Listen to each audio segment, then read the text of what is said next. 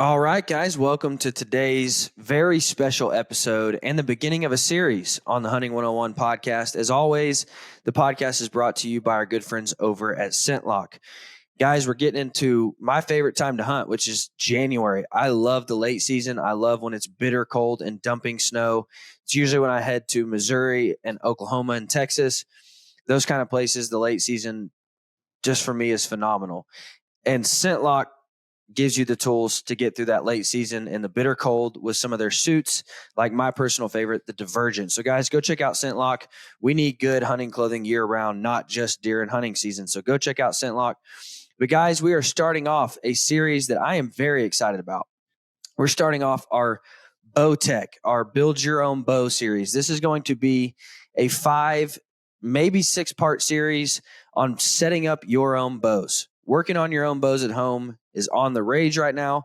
So we are joined by PJ Reilly from Lancaster Archery, and we're going to walk you through how to set up a bow. I pulled this bow out of the box last night. This is my Persist, and as PJ walks us through how to set these bows up, I'm going to set my bow up, and then our hopes is at the end of this series, it's something that you guys can watch and set your bows up at home all by yourself.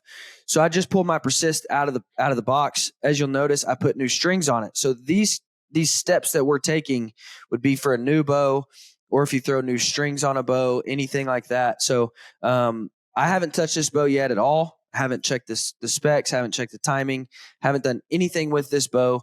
And PJ is going to walk us through from the beginning of pulling a bow out of the package, how to set a bow up. So episode 1, we're going to dive into checking all the specs of that bow and setting the draw length of that bow. So I'm joined by PJ Reilly for episode 1. Episode 2, we're going to be with the boys from Trophy Ridge, and they're going to walk us through how to mount all of your accessories.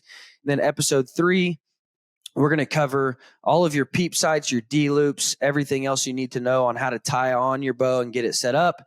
And then we're going to walk you through all of the timing and all the tuning of your bow and all the sighting of your bow. So you have every tool you need to build your bow right at your own house. So guys, let's jump right in because I'm very, very excited about this one. Welcome to Bear Archery's Hunting 101 podcast, where hunters new and old come to learn and find inspiration from stories of hunts gone by. Everyone is welcome to enjoy the outdoor way of life, and there is no better time to start than right now. So let's head into the great outdoors with your host, Dylan Ray.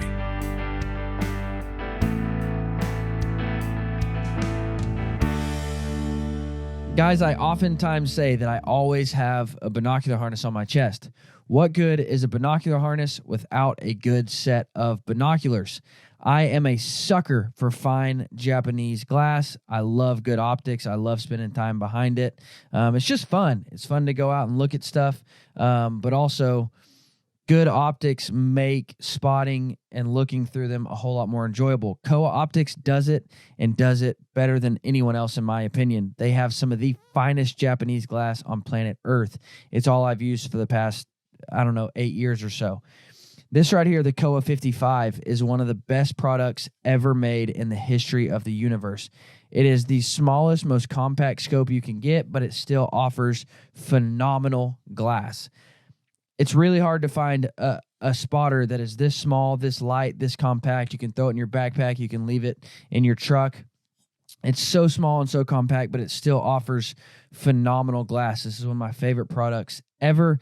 Guys, if you're in the market for new optics, I would highly encourage you to check out Kowa Optics because they are, in my opinion, the best glass that you can buy. Go check them out.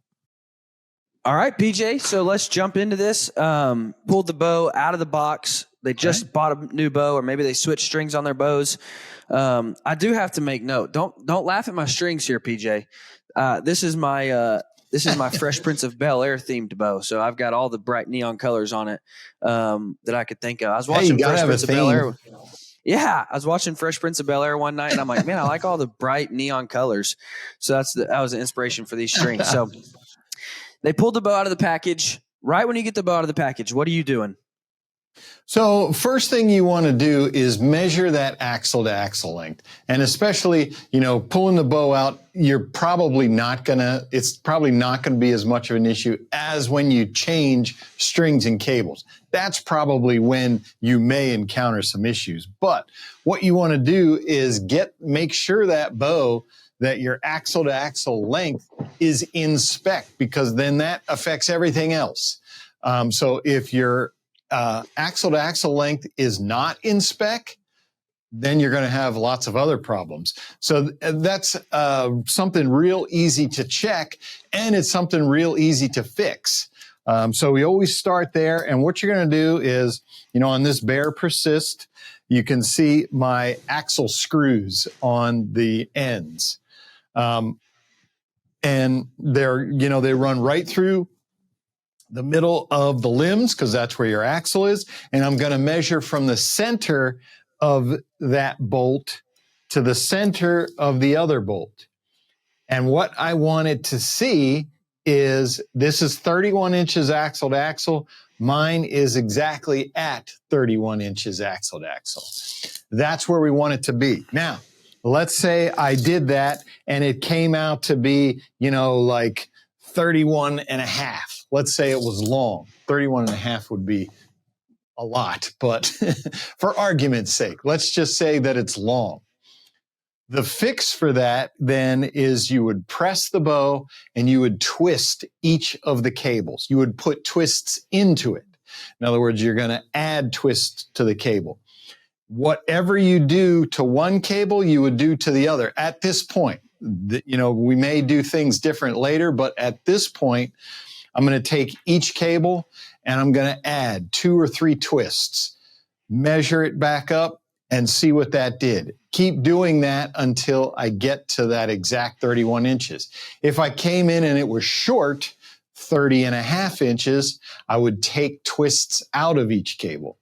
The important thing is to do the exact same thing. If you put 3 twists in one cable, you're going to put 3 twists in the other cable. So you want to do it exactly the same.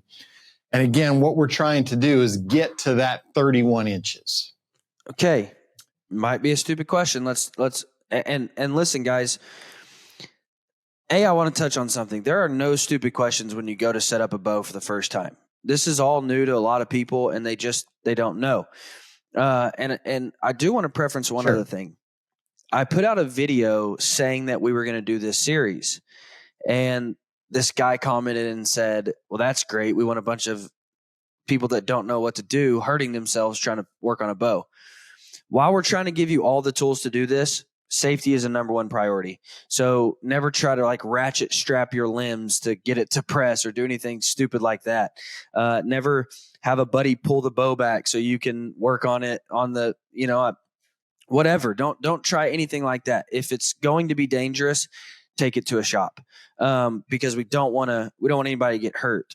We want to give you the tools and resources to show you how to do it, but also work within your limits. Don't hurt yourself or somebody else because you're trying to work on a bow. So does it matter? Yeah, every tool that we have here, anybody could have. These are not tools that are specific to a bow shop. These are tools that the bow shop has, but these are tools, quite frankly, we sell all these on our own website, Lancaster Archery Supply. So these are tools that you could have in your house. I just happen to have them here. Yeah, absolutely. So does it matter? Let's say, your down cable. Does it matter if you twist from the top or bottom? And then your up cable, does it matter if you twist from the top or bottom? Or do you twist them evenly? Do you want to put, one twist on top and one twist on bottom of each cable? Or does any of that actually make a difference? Which side you twist the cables from? So when you're going to twist on this Bear Persist, for example, you're going to see that each of those one of the cables wraps right around the axle. That's not the one you're going to twist, because that's not really going to affect your cam rotation, and that's not going to shorten things up.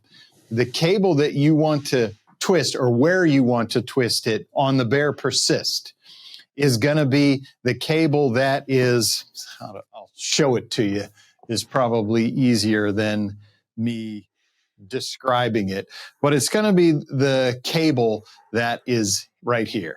Yeah. This is going to be the cable that you're going to twist. And this is the bottom cam. I'll just shift over here. The top cam has one in the exact same spot. Gotcha. So that's going to be the one that you're going to work with when you're putting twists into or out of the cables. Gotcha. Because the ones that are up here around the axle, that's just not really going to do much for you. And then another question. So this is my wife's Legend XR, which has a yoke in it. What would you do with twisting that one? So in twisting that one, you're obviously not going to twist the end with the yokes. Leave the yokes connected, twist the other end. Gotcha. But you still want to do, no matter what, you always want to put the same amount or take out the same amount of twists on both cables. At this point, remember, this is what we're trying to get is we're trying to get the axle to axle. That's all we're doing at this point. At this point, we want to do the same thing to both cables. When we get into timing, then you may do something to one that you don't do to the other. At this point, do the same thing to both cables. Gotcha. And like I said, we will cover timing in episode 3. So come back and listen to episode 3 and we'll cover when you would put more twists in one of the other cables.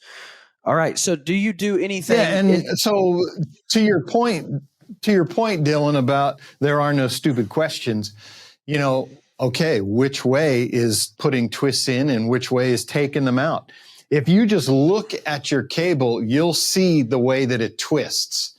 So when I say you want to add twists, that means I want to twist it up more. I want to add twists in the direction that the cable is twisting. If I need to lengthen my axle to axle, I want to take twists out. So I want to untwist the string. Yes. And if you think about it, and that's one of those things, well, do I take them out or do I put them in? So if you need to make your axle to axle shorter, by adding twists to the cables, you're adding more, you're making those cables shorter. So it's going to pull that in. It's going to pull that in and make your axle to axle shorter if your axle to axle was long. So just think about it like that. I want to add twists to pull it in because that's going to make the cable shorter. Now, does that mess with your string at all? Do you have to mess with your string now? If you've added twists to your cables, do you mess with your string? So at this point, we're not worrying about that because technically what it could do, if you want to lengthen your draw length, one of the things, by minimal amounts, one of the ways that you lengthen your draw length a bit is by putting twists into the cables. But we're not at that point. As I said, we're just trying to get to spec. So 31 inches axle to axle, that's where we want to get. We're not worried about draw length yet. Gotcha. All right. So once we have got the bow axle to axle wise correct, now what happens, and we're going to go, I'm going to play devil's advocate here. What happens if we get that to 31 inch axle to axle and then your brace height's wrong? I've never had that happen. Well, usually, go ahead. Yeah, ideally it never should happen because that bow was built that way. So if that does happen, that's one of those things. Don't start trying stupid stuff to get it to work. I just call the manufacturer because there's something wrong with that bow. So once we measure that, do you still double check the brace height though, correct? I do, yeah. And I mean, usually, theoretically, like I said, axle to axle is what drives a lot of these specs. It's going to drive your bow speed. It's going to drive your weight. A lot of times when guys who put new strings on, they talk about, oh, my bow was losing poundage. Well, your strings were probably stretching, but as well, you may have been coming out of spec because if you're long, your draw weight is going to be light. And if your ATA was short, your poundage is probably pretty high. So getting that ATA usually takes care of all that stuff, and it should get you right to what your brace height is. Yeah, absolutely. So then, what it's supposed to be. it should get you to the correct brace height. Which again also is a lot of your problems, because guys, which we're going to dive into next on how to set your draw length. A lot of guys follow the manual and put their modules right where they need to be, and then they're like, well, why is it 27.25, not 27.5? Well, your bow's not to the correct ATA. Guys, when it comes to hunting and being outdoors, I believe there's one product that I use more than anything. That's not my bow. That's not my boots. It's not my anything else other than a binocular harness. If I am outside doing anything outdoors, I've got a binocular harness on. Whether I'm shooting, whether I'm hanging tree stands, whether I'm out hiking, it doesn't matter. If I'm outdoors doing just about anything, I've always got my binocular harness. Alaskan Guide Creations does it, and does it very, very well. I've been using these now for about 8 years, and I absolutely love them.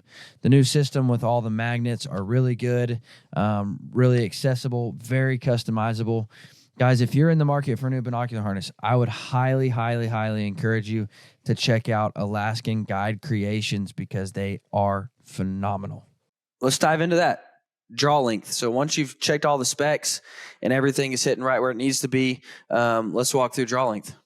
Yeah, we can talk about brace height. What you're measuring is from the deepest part of the throat on the grip, and you're measuring to the front of the string. So the brace height for this bow is 6.5. So right where this meets the string, you can see that is the 6.5 mark. So the bow is 31 inches axle to axle. No surprise, my brace height is 6.5 inches. So it is right on spec with what they say. Perfect. All right, so draw length. So on the EKO cams, we have what's called a rotating module. So this module right here, we're going to rotate that to different positions to go from 26 inches up to 30 inches. Now, on the EKO cam, one of the unique features of it is draw length is not only affected by the module, but it's also affected by the position of the draw stop. You can see that little triangle on there. And right now you can see the plus right there. So I have the triangle pointed towards the plus. Back here, I have a minus. If I flip this draw stop around so that the triangle points towards the minus, that's going to have an impact on the draw length as well. Fortunately, your bow is going to come with a manual that's going to tell you, if you want to go to position 1 and on the module and put the draw stop in B pointed towards the plus, that's going to give you one draw length measurement plus let off. Point being, figure out where you want it to be. My draw length is 29.5 inches. So I'm going to set this at 29.5 inches according to the sheet, the specs for this bow. And then I'm going to figure out my let off. If I want max let off, I'm going to put my draw stop in that position as well. So just going by the manual will show you how to do that. And rotating the modules is super simple. We're going to have on the EKO cam, we're going to have 2 screws. One is right here and one is right here. And my indicator is right here. There's a little round post on the cam that has a white line on it. That's my indicator. And so that's what I'm going to line up to get my mod exactly where I want it. That tells me, there's a 0 and then there's 1, 2, 3, 4, 5. Plus there's little hash marks in between indicating halfway, half inch draw length adjustments. Wherever the chart says I need to be, I'm going to find that line on the module and line it up with the indicator that's part of the cam. That's how you're going to get that cam to the right position. And then for the draw stop, it's pretty simple. It's just lettered A, B, C, D, all the way down to letter I. And so I'm just there's a screw on the draw stop. I would just take that out, and then I can move that to any one of the holes to get the proper let off and draw length combo that I want. Super simple. So, for instance, if I want a 28-inch draw with an 85% let off, I'm going to put the modules in the 2.75 position.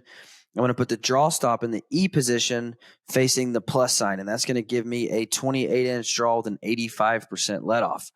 So that basically, when you go to set your draw length, and this is true for any bow, it's going to come with this chart, and you just move that module right to where you need it to be. So, like, this is my wife's Legend XR, and it actually has numbers.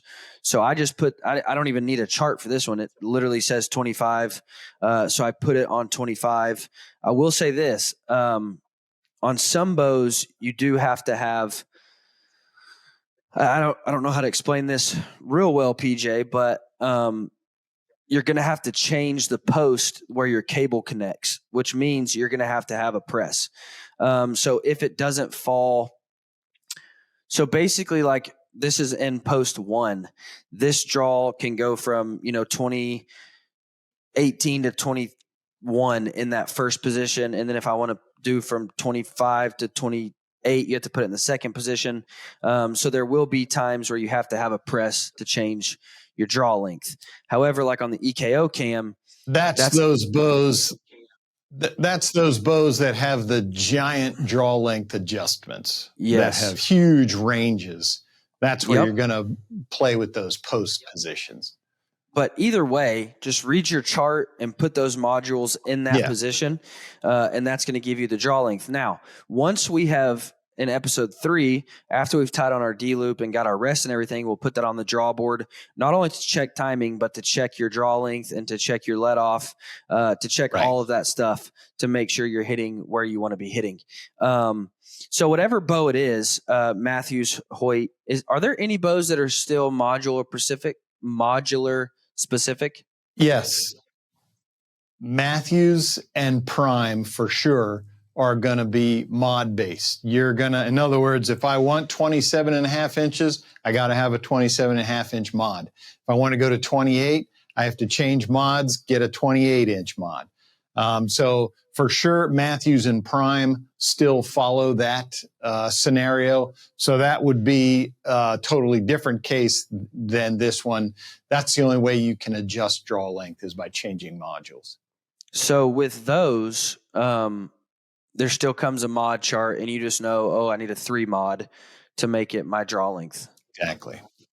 Yes. So correct. When it comes to draw length, just follow the chart that your bow comes with, and that's how you'll set your draw length. So PJ, before we start putting on all of our accessories, before we put on our rest, our sights, or all that stuff, is there anything else you're doing with that bow? No, right now, this is my baseline. This is where I'm going to start. I know my bow is in spec. I know I have the draw length to where the chart says it should be. So everything is ready to go from here. And then, once mainly the thing we need is to get a D-loop on there. And then that'll allow us to check a lot of other things. But right now, the bow is set up to all the specs that I want them to be at. The bow is where it needs to be, and it's set to my draw length according to the charts. Okay, so we'll cover fixes in episode 3, but what would be some common problems if you were to put that on the draw board and it's drawing 29 and 7/8, something too long for you, but your modules are set? What would be some reasons for that? So a reason for that could be that your bow is not in spec. If your bow is in spec, your draw length should match. Unless we're talking about something with older strings, and then your strings have stretched, and then things can get a little bit out of whack. But with a new bow, you should be matched up. Once you have ATA right, they should be accurate as far as draw length. Now, what you can encounter is just one where the draw length is a bit long. That happens. And then what you would do is change your draw length position. So if the chart tells you, hey, this is supposed to be 29 and a half, and it's showing 29 and 3/4 or almost 30 inches, with some bows, that happens sometimes. You just change the module position. Gotcha. So, guys, now, PJ, have you ever found, and the reason I ask is because I just recently did, have you ever found that some bows, you just simply like a different draw length? Oh, yeah. I play with draw length all the time. My hunting bows, I generally have at 29 and a half inches, but my target bows may be anywhere from 30 to 30 and a half. So I would feel comfortable with 30 inches in a hunting bow as well. I just tend to go a little shorter to avoid problems with hitting bulky jackets if I'm wearing one on a cold day. That when you shorten the draw length, then I am shrinking myself this way. In other words, I'm kind of closing up to get away from my arm where I may have a bulky jacket on. So for sure, your draw length is not necessarily set in stone that I must shoot this draw length every time. Sometimes one may feel better. A grip, different grips, if a company, again, with the draw length, is the draw length when they measured it, is that based with the grip on, or did they measure it with the grip off? We don't know. And so that could have an impact because this grip may be a quarter, half inch thick, which is going to change your draw length. Definitely one of the factors of setting your draw length is to just see if it feels good. Because if you draw it back and you say, man, that feels short, even though it may be set to your draw length, I would change it. If it doesn't feel right to you, I would change it. And you hit it spot on. So Bear sends you these different grips, and this one is a very streamlined, very flat grip. And if I change out this grip for this, I'm going to change my draw length because it affects the way that I hold that bow, which is why I asked. Now, for the guy who this is their first bow, how do they even know where to start? Because I remember like when I got my wife her first bow and I had no idea how to find her draw length. I just picked a spot and she pulled it back. I'm like, oh, that's way too long. And so it took 3 hours of just, oh, no, that's way too short. And of course I was doing it on like a legit, so it can go from 12 inches to 30. And so I'm moving all around. I'm like, no, that's not even close. So how do they even know where to start on their draw length? All right, so to get you a starting point for your draw length, one of the simplest ways to do this, and this is easiest if you do this with another person, what you're going to do is take a tape measure, one end on the middle finger of one hand, and you want to measure to the end of your other middle finger to get a measurement. And so there I come back with 73 inches for me.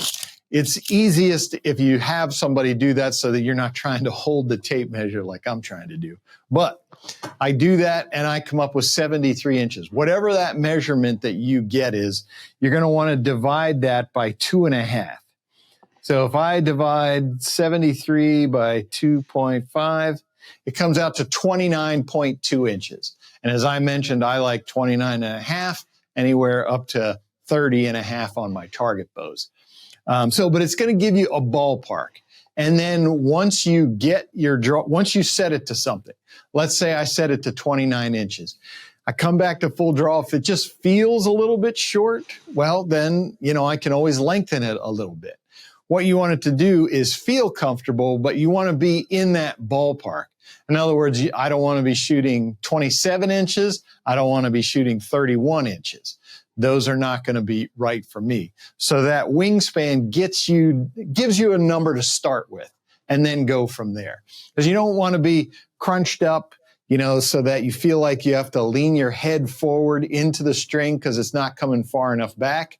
Nor do you want to be so stretched out that you feel like the bowstring is way back past your anchor point. Right. So And that's that going to is- be how you're going to get your start and then go from there. And that's exactly what we're getting there. We're getting a starting point. If I'm setting up a bow for somebody and they're not Right. with me, then I'll have them send me their wingspan so I can get it set close. And then, Rhett Walker's a perfect example. Rhett lives in Georgia, so I was setting his bow up, but then he was coming to me. And so I wanted to have that mainly set up before he got here. So he measured his wingspan. That came out to 29 inches. Well, Rhett's torso is a lot smaller than his arms are long. And so it made it to where his draw length was actually a little bit longer than that. And so it was 29 and a half.